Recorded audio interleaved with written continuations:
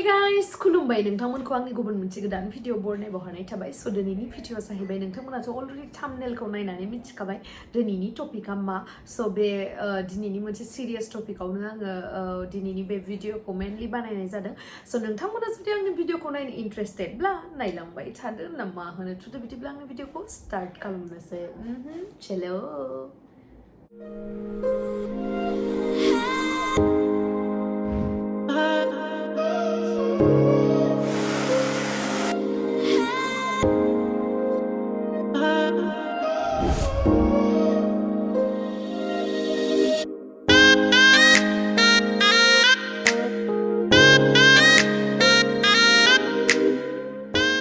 बे दिनैनि भिडिअखौ स्टार्ट खालामनायनि सिगां आं मोनसे फिसा डिसक्लेमार होनो जे बे भिडिअआ आंनि मोनसे पार्सनेल ओपिनियन जेनेबा बे मोनसे टपिकनि सायावहाय आं आंनि पार्सनेल ओपिनियनखौ होगोन सो नोंथांमोना बेयावहाय दुखु मोननो नाङा जे आं आंनि ओपिनियनखौ माने सबहाबो जेनेबा मोनसे मा होनो इन्डिपेन्डेन्ट कान्ट्रियावहाय सबहाबो मोनसे राइट्स दङ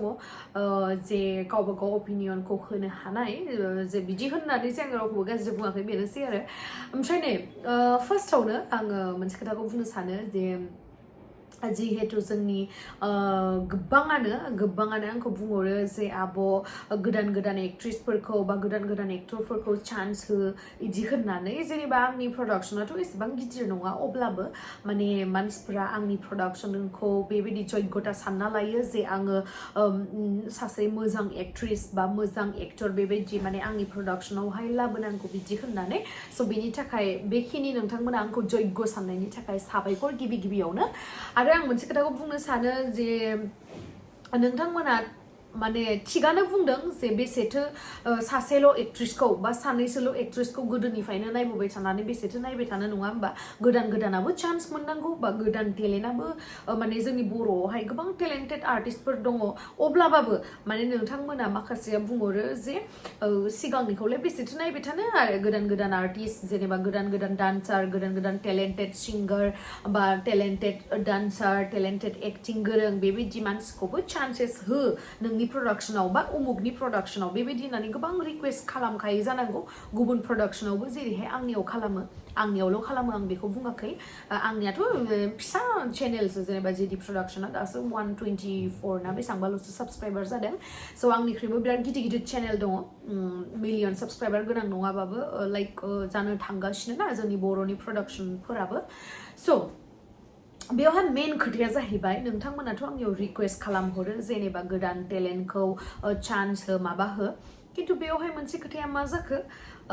बे नोंथांमोननि आखायावनो दङ माबोरैहाय नोंथांमोननि आखायाव दङ होनोब्ला नोंथांमोना जोंखौ बुंहरो जे गोदान आर्टिस्टखौ ला बा गोदान एक्ट्रेसखौ चान्स हो बिनि टेलेन्ट नायनानै अके जों लागोन जोङो मोनसे एलबाम प्रडिउस खालामग्रा स' जोङो नोंथांमोननि खोथाखौ मानिगोन मानो होनोबा नोंथांमोनासो जोंनि थाखाय मेन जे नोंथांमोना नायबासो जों भिउस मोनगोन आरो नोंथांमोना नायनानै भिउस होबासो जोङो फेमासबो जागोन आरो जोङो एसे एनै रांबो खामायनो हागोन आरो बेनि सायावहाय जोङो मोनसे जिथु हारिनि जिथु मोनसे कालचारखौ जौगाहोनो हागोन सब नोंथांमोननि आखायावनो किन्तु नोंथांमोननि खोथाखौ मानिनानै जेब्ला जोङो सासे गोदान एक्ट्रेस लाबोयो बा सासे जोङो टेलेन्टेड एक्टर लाबोयो बा सासे जोङो टेलेन्टेड डान्सार एक्टिं जेनेबा डान्स खालामनो हानाय दे सासे एक्ट्रेसखौ लाबोगोन जोङो डान्सबो खालामनो गोरों एक्टिंबो गोरों बेखौ जोङो लाबोबाय एलबाम खालामनो दे नोंथांमोननि थिननायाव जेनेबा हमनानै लानांगौसो बे मोनसे खोथाखौ जे नोंथांमोननि थिननायावहाय जेनेबा जोङो जेनेबा प्रडिउसारा जेनेबा आंखौ बुंना लाला दे आङो जिखुनु आं मोनसे एग्जाम्पल होनोसै जे नोंथांमोननि थिननायावहाय सासे प्रडिउसारा सासे गोदान एक्ट्रेस लाबाय मोसानोबो गोरों नायनायावबो समायना एक्टिंबो गोरों दे एलबामाव लाबाय एलबामाव लानानै मा जाखो आरो एक्टरखौबो मोसानोबो गोरों एक्टिंबो गोरों महराबो समायना लानानै मा जाखो नोंथांमोना बे भिडिअआवहाय बेसांखिनि जेनेबा जोंनि बर'नि वेल नन एक्टर एक्ट्रेसफोरा खालामबा सानसेयाव 1 लाख भिउस जानाया बै गोदान टेलेन्टेड आर्टिस्टखौ लानानै खालामोबा निउ कामारखौ लानानै खालामोबा सानसेयाव खमैबो 10,000ल' भिउस जागोन मिथिबाय 10,000ल' भिउस बे भिउसआ सोरनिफ्राय जायो नोंथांमोननिफ्राय आं नोंथांमोन गासिखौबो ब्लेमखौ होआखै दे नोंथांमोन गासैनियावबो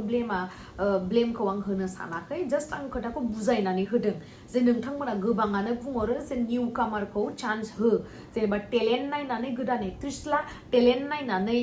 गोदान एक्टर ला अके जों लागोन हो जों लागोन बा सासे प्रडिउसारा गोदान एक्टर बा एक्ट्रेसखौ चान्स होगोन किन्तु भिउसा बै वेल नन एक्टर एक्ट्रेसनि बायदि जानांगोन अब्लासो प्रडिउसारा चान्स होगोन बेबायदि आरो स'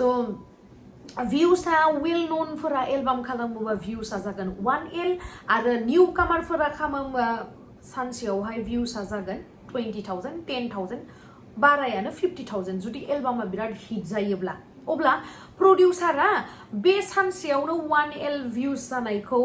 चुज खालामगोन ना सानसेयाव 20,000 30,000 खालामनायखौ चुज खालामगोन सासे प्रडिउसारा सोरखौ चुज खालामगोन अबभियासलि नैबेखौ चुज खालामोबा फेमासबो जागोन ओमफ्राय इनकामबो जागोन मोनसे चेनेलावहाय ओमफ्राय मोनसे प्रडिउसाराबो पपुलारिटी मोनगोन जे बिसोरखौ लादों बा उमुखखौ लादों सासे फेमास एक्टर एक्ट्रेसखौ बायलायनो हानाय जाबाय होननानै बे प्रडिउसारा बेनिफिट नैबेखौ लाबा आरो बे निउ कामारखौ लाबा नो डाउट एक्टरानो जा एक्ट्रेसानो जा डान्सबो गोरों एक्टिंबो गोरों बाट भिउसा जाहैबाय 20,000 नङाबा 30,000 पार डेयाव दे सानसेयावहाय अब्ला बिथांमोनखौ मानो प्रडिउसारा लागोन बिथांमोनखौ लायोबा जुदि बिथांमोनखौ हेल्प खालामोबा निउ कामारफोरखौ हेल्प खालामोबा प्रडिउसारा मोनगोन मा 20,000-30,000 भिउस आरो नो पपुलारिटी ओमफ्राय नो फेमास ओमफ्राय आरो गावबो फेमास जानाय नङा जे प्रडिउसारा बारा फैसा गैया खोमा बेखायनो वेल नन एक्टर एक्ट्रेस बा फेमास एक्टर एक्ट्रेसखौ लानो हायाखै बेखायनो निउ कामारखौ लादों बेबायदि खोथा मोनसे जाहैयो स' बेयावहाय दाया सोरनि जाखो बेखौ आंनो नोंथांमोना कमेन्ट सेक्सनाव खिथाहर माने आं बेखौ बुंनो थाङाखै जे प्रडिउसारा मोनसे एलबामखौ फैसानि थाखाय प्रडिउस खालामो आं बेखौ बुंनो थाङाखै दै किन्तु 100आव 90% प्रडिउसारानो मोनसे नङा मोनसे बेनिफिटखौ लुगैयो स' बे जिथु आं मोननै एक्सप्लेनेसन होबाय मोनसेया जाहैबाय वेल नन एक्टर एक्ट्रेसफोरखौ लानायनि बेनिफिट्स ओमफ्राय मोनसेया जाहैबाय निउ कामारफोरखौ लानायनि माबायदि बेनिफिट्स दङ माबायदि लस दङ लाब दङ लस दङ बेखौ खिथाबाय स' प्रडिउसारा अबभियासलि बेखौ चुज खालामगोन मानोना होनबा बेखौ लाबाथाय मोनसे नङा मोनसे बेनिफिट जागोन आरो बुहुमाव रावबो मानसि बेबायदि गैया जे उइदाउट बेनिफिट माबा मोनसे खामानि मावगोन आरो सोरबाफोर थानो हागौ माबायदि बेनिफिट जानो हागौ सोरबा प्रडिउसारा जेनेबा फैसा लुगैया दे जेनेबा एलबाम प्रडिउस खालामनानै बिथाङा बेनिफ्राय जिमानखिनि मानि आर्निं जागोन बेखौ लुगैया इउटुबनिफ्राय जेनेबा दे आं हमनानै लाबाय बे मोनसे खोथाखौ बे प्रडिउसारा मानि आर्निं जानायखौ लुगैया आरो फेमासबो नाङा बाट बिथांनि लुगैनाया मा बर' हारिनि कालचारखौ जौगाहोनाय स' बर' हारिनि कालचारखौ माबायदि जौगाहोनो हागोन भिउस मोननासो जौगाहोनो हागोन नङा होमबा जुदि नोङो भिडिअखौ रिलिज होनायनि उनाव जुदि 20-30 भिउस जायो अब्लाथ' कालचारा जौगानाय जानाय नङा भिउस मोननानै गुबुन हारिनि चेनेलफोरावबो रिकमेन्ड जानानै थांगोन भिउस मोनबासो इउटुबा रिकमेन्ड खालामो साबस्क्राइब खालामाबाबो जुदि बे भिडिअआ जुदि भिउस बारा मोनो अबभियासलि इउटुबा रिकमेन्ड खालामना होयो साबस्क्राइब खालामाबाबो रिकमेन्ड खालामना होयो अब्लाना बै गुबुन हारिफोराबो नुफैगोन अब्लासो जोंनि बर' हारियाबो जौगागोन थिग बेबायदिनो मा नोंथांमोननि आखायावसो आरोना जे नोंथांमोना गोदान आर्टिस्टखौ जुदि बा गोदान टेलेन्टखौ जुदि नोंथांमोना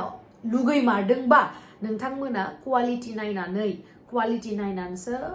भिडिअसफोरखौ शेयार खालाम कमेन्ट खालाम नो डाउट बर'फोरनि गासैबो भिडिअफोरखौ नोंथांमोना लाइक कमेन्ट शेयार खालाम आं बेखौ बादा होआखै जे उमुकनिखौ खालामनाङा उमुकनिखौ खालामनांगौ बेबायदि बुङाखै आङो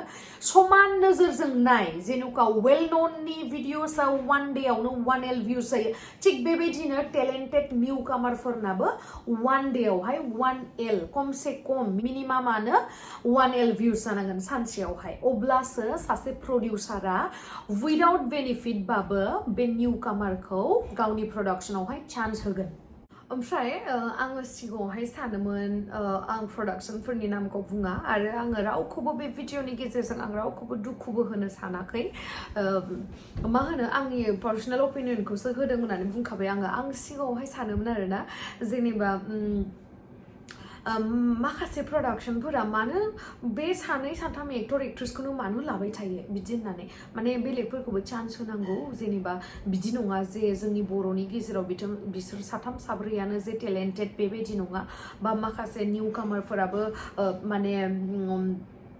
ओरैबायदि टेलेन्ट थायो सिङावहाय माने रावबो नुसना जेनेबा बिसोरो माने चान्स मोना बेबायदि थायो आरो ओमफ्राय आं सानोमोन आरो आंथ' सिगाङावबो सानाखैमोन जे आं मोनसे प्रडाक्शन खेवगोन बा आंनि प्रडाक्शन खालामगोन बेफोरबायदि सानाखैमोन बा आं बिदि सानोमोन आरो बिथांमोना मानो बेबायदि मानो नेपटिज्म खालामो जेनेबा मानो गावनि मानसिखौल' बा गावजों आखायाव गावजों गोदैखौल' मानो चान्स होयो गावनि प्रडाक्शनाव बेबायदि सानोमोन आङो खिन्थु आंनि साननाया मिस्टेक जाबाय मानो मिस्टेक आं बेखौ बुंगासिनो माने बे प्रडाक्शना मानो लाया जानो बिसोरखौ मानो होनोबा बिथांमोनखौ लायोब्ला बिथांनि प्रडाक्शना फेमास जागोन पपुलारिटी मोनगोन वेल नन आर्टिस्टखौ लाबा बिथांमोननि भिउसआबो बारायगोन बिथांमोननि पपुलारिटीआबो बारायगोन आरो बिथांमोननि भिउसआ बारायबा अबभियासलि आर्निंआबो बारायगोन आरो बिथांमोननो आर्निंनि गोनांथि गैया फैसानि गोनांथि गैया बाट बिथांमोना मा मेन खोथाया जाहैबाय बिथांमोना बर'नि कालचारखौबो जौगाहोनो हागोन ओमफ्राय भिउसबो बहुत मोनगोन वेल नन आर्टिस्टखौ लाबा ओमफ्राय आरो मा आर्निंआबो बहुत जागोन आरो पपुलारिटीआबो जागोन बर'नि कालचाराबो माबागोन जौगागोन स' बिथांमोना मानो बिथांमोनखौ लाया जानो अबभियासलि लागोन जोंनि साननायानो भुलमोन जे बिथांमोना मानो गावसिनि वेल नन प्रडाक्शनावहाय मानो बिथांमोना साब्रै साबा एक्टर एक्ट्रेसखौनो मानो लाबाय थायो जों सानोमोन खिन्थु सासेल' मानसिखौनो नायबाय थानो बायोना जेनेबा एक्टरानो जा एक्ट्रेसानो जा जेनेबा बिसोरबो खालामबाय थानांगौ बेबायदि नङा जे बोसोरनै बोसोरथाम खालामबाय बोसोरनै बोसोरथाम खालामनायनि उनावहाय गोदान फैबानो जे बिसोर खालामनाङा बेबायदि नङा माने गोदाननोबो चान्स होनांगौ आरो माने जितु गोजाम आर्टिस्टखौबो चान्स होनांगौ बेबायदि नङा जे गोजामखौल' चान्स होनाय गोजामखौल' मानो चान्स होनाय नैबे आं दायो खिथाबाय बेनिफिटआ मा गोजामखौ चान्स होबाय थाबा बेनिफिट प्रडिउसारा पपुलारिटी मोनगोन फैसा मोनगोन बर' हारिनि कालचारखौ जौगाहोनाय जागोन भिउस मोनबाथ'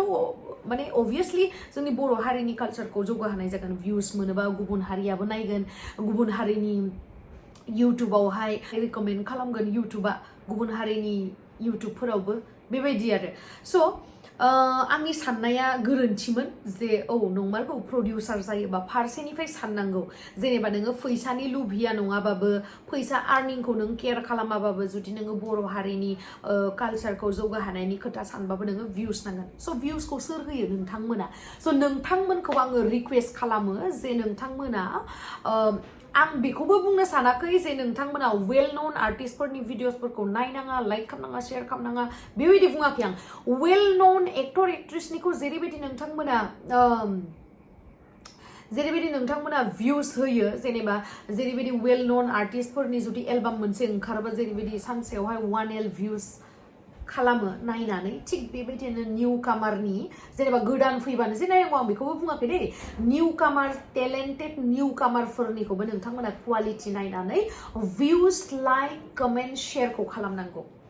बिदि नङा जे ए उमुक एक्ट्रेसखौ सिनायो उमुकनि भिडिअ फैबाय होननानै नटिफिकेसन फैनाय लोगो लोगो नायनांगौ बिदि नङा आंनि मतेथ' मा जोंनि बर' गासैबो मानसिफ्रानो गासैबो मिउजिक भिडिअखौ नायनांगौ गासैबो मिउजिक भिडिअखौ नायनानैसो क्रिटिसाइज खालामनांगौ क्रिटिसाइज खालामनायाबो मोनसे बिथिङाव मोजां क्रिटिसाइज खिन्थु पजिटिभ वेआवहाय क्रिटिसाइज खालामनांगौ माबायदिहाय जेनेबा बेबायदि बुंनाङा जे हे नोंसिना खामानि गैया प्रडाक्शना नोंसिनि भिडिअआ मोजां जाया बेबायदि नङा माने क्रिटिसाइज खालाम खिन्थु पजिटिभ वेआव माबायदिहै जेनेबा नों बुंहर फंबाय बा आदा बा बिनानाव बेबायदि सोमोन्दो लादो बर'जों बर'लाय माथो मा जेनेबा दुश्मन लालायबाय थानो ना जेनेबा फंबाय बा बिदा नोंथांमोननि भिडिअआ आरो एसे इमप्रुभ जानांगौ दङ आरो मबेयाव भुल नुदों माने बबे खन्द'आवहाय भुल नुदों बेखौबो खिथाहर मानो होनोबा जों खालामनायनि बारासिन नलेजआ नायग्राफोरनियाव थायो मानो होनोबा जोङो खालामनायावहा गाव पात्ता मोना माबायदि खालामो गाव थर मोना स' नायग्राफोरा बुंहरनांगौ आरो माने भिउवार्सफोरा बुंहरनांगौ जे आब' आदामोन नोंथांमोननि भिडिअआ बारा मोजां जायासै जेरैबायदि एक्सपेक्ट खालामदोंमोन स' नोंथांमोना बेखिनि खन्द'निफ्राय बेखिनिखौ बेबायदि जानांगौमोन होननानै बुंहर बेबायदि क्रिटिसाइज खालामनांगौ पजिटिभ वेआव स' डेट जोंबो इमप्रुभ खालामनो हायो जोंनि भिडिअसफोराबो बै माने गिदिर प्रडाक्शननि बायदि जोंनाबो क्वालिटि थानाय जाहैयो आरो जोंनि प्रडाक्शना क्वान्टिटियावहाय फकास खालामनाङा क्वालिटियावसो फकास खालामनांगौ बेबायदि नङा जे है उमुक प्रडाक्शनखौ आं हारायनांगोन उमुक प्रडाक्शनखौ आङो हे माथो बेनासो साबस्क्राइबारा बारा जालांबाय उमुक प्रडाक्शना हा मास मोनसेयावनो मोनब्रै मोनबा भिडिअ खालामबाय हे बिदिबाथ' आं 10टा दिहुननांगोन बेबायदि साननाङा माने जोंनि प्रडिउसारफोराबो आरो दै बे आंनि पार्सनेल अपिनियन आंथ' रावबो प्रडाक्शनजों जेनेबा चेलेन्ज गैया दै आंना मेन मट'आ जाहैबाय आंनि मेन थांखिया जाहैबाय जोंनि बर' हारिनि जिथु कालचार इमान समायना रमायना कालचार बेखौ जौगाहोनाय आरो लोगोसे अभियासलि आंनाथ' एक्सट्रा इनकाम सर्स गैया स' आङो बेनिफ्रायबो आर्निं जा खालामो आं माने सेटिसफाइड माने आङो हेपि आं बेजों हेपि स' आंनि बुंनाया मा जेनेबा आंहा रावनिबो प्रडाक्शनजों चेलेन्ज गैया बा रावनिबो प्रडाक्शनजों माबा गैया किन्तु कम्पिटिशनाबो मोनसे पजिटिभ वेआव जानांगौ जेनेबा बिथांमोननि प्रडाक्शनाव इमान मोजां भिडिअ बानायबाय दे आङो नेक्स्ट टाइम आंनि प्रडाक्शनावबो आं बेनिख्रुइ मोजांसिन खालामनो नाजागोन बेबायदि जानांगौ आरो बेबायदि आरो माखासे नेगेटिभ वेआव लानाङा जे बा बिसिनाया इमान मोजांथार जादों भिडिअ मोजां जायाखै बेबायदि बुंनाङा माने मोजां जादों आरो गाज्रि जादोंबा पजिटिभ वेजों क्रिटिसाइज खालाम आरो क्रिटिसाइज खालामनानै बुंहर जुदि नोङो मोजां सासे मानसिबा आरामसे बुंहरजायो जेबो प्रब्लेम गैया आंनावथ' नोंथांमोना माबा मोनसे आंनि भिडिअ माबा मोनसे इमप्रुभ खालामनांगौ अभियासलि बिन्दासलि बुंहर आं जेबो गाज्रि मोना किन्तु बुंहर मोजाङै पजिटिभ वेआव बुंहर आरो आं जिहेतु बुंखांखाबाय जे आंहा आलदा प्रडाक्शनजों जेबो चेलेन्ज गैया बा जेबो माबा गैया बेखायनो नोंथांमोना आंनि प्रडाक्शनाव जा मोनसेबाबो मोननैबाबो आंनि फिसा प्रडाक्शनाव जाखिनि भिडिअस नुदों बेयावहाय आङो जा हायो गुबुन आर्टिस्ट लानानै आङो बिथांमोननो चान्स होदों बेबायदि नङा जे सासे आर्टिस्टखौल' लानानै आङो भिडिअ खालामगासिनो बेबायदि नङा आरो आङो आसा खालामो फिउचारावहाय आङो बेबायदिनो गोदान आर्टिस्टफोरखौबो आङो चान्स होगोन चान्स मानो होआखै आं नोंथांमोननो माने खिन्थानानै होखाबाय स' नोंथांमोननि आखायावसै आरो बियो जुदि नोंथांमोना जुदि बेबायदि लुगैमारदोंबा जे जोंनि बर'नि प्रडाक्शनफोरावबो गोदान एक्ट्रेस टेलेन्टेड एक्ट्रेस फैनांगौ बा टेलेन्टेड एक्टर फैनांगौ स' नोंथांमोना बे मोनसे फिसा रिक्वेस्टखौ एक्सेप्ट खालामबानो जाबाय जे नोंथांमोना जोंनि बर'नि जेसेबांखिनि एलबाम जेसेबांखिनि मुभि ओंखारो गासैखौबो नायजुब सम दिहुननानै आरो नायनानै नोंथांमोना पजिटिभ वेआवहाय क्रिटिसाइज खालाम स' डेट बिथांमोना इमप्रुभ खालामनो हायो बा जों इमप्रुभ खालामनो हायो आरो गासैबो भिडिअ खौ नायनानै नोंथाङा गावनि क्वालिटिखौ नायनानै चुज खालाम जे बबे एक्टरखौ माने रिक्वेस्ट खालामनांगौ जेनेबा नेक्स्ट एलबामनि थाखाय बा नेक्स्ट मुभिनि थाखाय बबे एक्ट्रेसखौ बा सोर सासे एक्ट्रेसखौ सोर सासे एक्टरखौ भिडिअसफोरखौ नायनासो खालाम ना कि फेमासखौ नायना खालाम फेमासखौ नायना दा खालाम बेनि क्वालिटि बेनि स्मार्टनेस बेनि जिथु टेलेन्ट बेनि डान्स खालामनाय बेनि एक्टिं खालामनाय बेफोरखौ नायनासो चुज खालाम फेभरेट एक्टर एक्ट्रेस ना कि महर मोखांखौल' नायनानै सोरबा समायना एक्ट्रेसखौ नुबानो बे आंनि क्रास बे आंनि फेभरेट एक्टर एक्ट्रेस बेबायदि नायनाङा आरो आं बेखौबो बुङाखै जे महर गाज्रियाथ' जेब्लाबो जेनेबा मा होनो महर गाज्रि मोजाङाथ' जेनेबा गावनि गोसोनि साननायावसो माने आं मा बुंदों नोंथांमोना बुजिदोंना बुजियाखै आं मिथिला जेनेबा महर मोजांबानो जे बे सासे बेस्ट एक्ट्रेस बे पारफेक्ट एक्ट्रेस महर मोजांबाल' बेबायदि नङा बलिउडआव गोबां माने टेलेन्टेड एक्टर एक्ट्रेस दङ जायहा एसेबां महर गैया अब्लाबो बिथांमोना ओरैबायदि टेलेन्टेड स' जोंनि बर' जिमानखिनि कमिउनिटि दङ जोंनि जिमानखिनि बर' सुबुंफोर दङ स' नोंथांमोनखौबो आं रिकुवेस्ट खालामदों जे महर मोखांखौल' लानानै सापर्ट खालामनाङा बयखौबो सापर्ट खालाम बयखौबो चान्स होनो थाखाय रिकुवेस्ट खालाम जेनेबा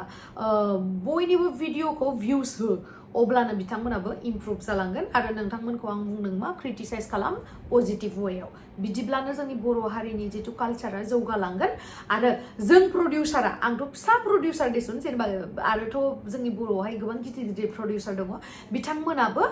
गुबुन एक्टर एक्ट्रेसखौबो चान्स होलांगोन जुदि नोंथांमोना भिउस होयो मेन पइन्टआनो जाहैबाय भिउस जोंनि बर'नि जिमानखिनि एलबाम बा प्रडिउसार बा प्रडाक्शननि जिमानखिनि फेमास जानायानो जा जियानो जा जिखुनु मेन बुस्थुआनो जाहैबाय भिउसजोंसो मानसिया फेमास जागोन फैसा मोनगोन बर'नि कालचारा जौगागोन स' भिउसखौ सोर होनो हागोन रावबो होनो हाया सोरबा एक्टर एक्ट्रेस सोरबा प्रडिउसार रावबो होनो हाया बेखौ होगोन नोंथांमोना पाब्लिकआसो होगोन भिउसखौ स' भिउसआनो मेन स' नोंथांमोननि आखायावनो दङ बे बुस्थुआ जे नोंथांमोना सासे गोदान टेलेन्टेड एक्टर एक्ट्रेस लुगैयोना लुगैया बे नोंथांमोननि आखायावसो दङ बेखायनो नेपटिजिमखौ सापर्ट दा खालाम नोंथांमोनाबो आरो आंबो खालामखाया बेखायनो आं नेपटिजिमखौ सापर्ट खालामाखायनो आं गासैखौबो चान्स होगासिनो आरो आं होलांगोन आरो आंनि प्रडाक्शना जेब्लासिम गिदिर जालांगोन आरोबाव निउ कामारखौ आङो क्वालिटि नायनानै आं आंनि प्रडाक्शनावहाय क्वान्टिटिखौ फकास खालामा दै जेनेबा उमुगा माथो मास मोनसेयावनो मोनथाम मोनब्रै एलबाम बानायबाय आं 10टा बानायना दिन्थिगोन बेबायदि नङा आंनिया दै माने आंनिया मा बे मासावहा आं इमानखिनि टाइम होनो हागोन इमानखिनि फैसाया जाहैगोन आंना इमानखिनि एलबामखौ दिहुनगोन आं बेबायदि जानांगौ आरो माने स' भिउसआ मेन खोथाया जाहैबाय भिउस स' भिउसखौ नोंथांमोनासो होनांगोन गासैनिबो भिडिअसखौ नाय जे आं बुङाखै आंनि प्रडाक्शननिखौ नाय बा बेबायदि बर'नि गिदिर प्रडाक्शननिखौल' नाय बेबायदि नङा गासैनिबो भिउसखौ नायनासो नोंथांमोना चुज खालाम सोरनि एक्टिंआ मोजां सोरनि एक्सप्रेसना मोजां सोरनि डान्सआ मोजां सोरनि माबाया टेलेन्ट दंसिनो सोरना स' बेखौ नायनासो नोंथांमोना फेभरेट एक्टर एक्ट्रेस चुज खालाम ना कि अनलि महरखौल' नायनानै चुज खालामनाङा अनलि महरखौल' नायनानै चुज खालामबा जोंनि बर'नि कालचारा जेब्लाबो दावगानाय नङा आरो नोंथांमोना जुदि महरखौल' नायनानै चुज खालामोबा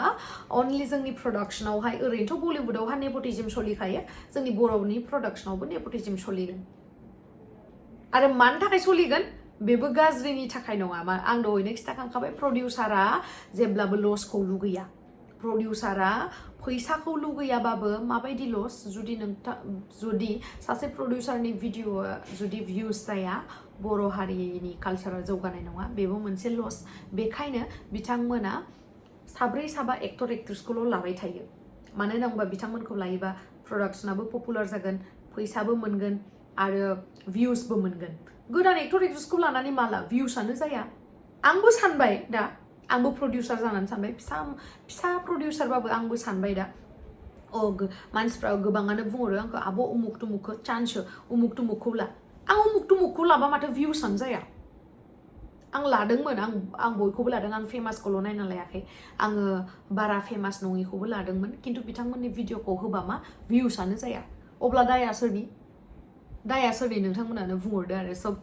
आं रिकुवेस्ट खालामो नोंथांमोना गासैबो बर'नि जिमानखिनि प्रडाक्शन दङ मिउजिक भिडिअआनो जा मुभियानो जा गासैनिखौबो नायबानो जाबाय आरो इउटुबाव नायनायाथ' एसेबां फैसा नाङा नङा होमबा आरो